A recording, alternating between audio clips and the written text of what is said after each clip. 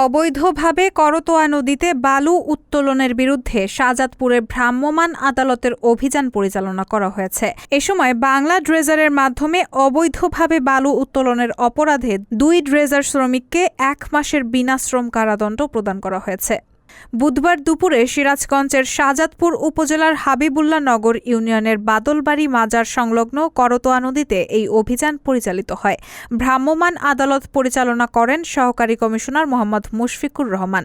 দণ্ডপ্রাপ্তরা হল টাঙ্গাইল জেলার নাগরপুর উপজেলার সাকালি গ্রামের মোহাম্মদ আব্দুল গফুর শিকদারের ছেলে আবু হানিফ ও ফরিদপুর জেলার চরদর্শনী উপজেলার বাহারা গ্রামের মমিন মাতব্বরের ছেলে মোহাম্মদ নান্টু।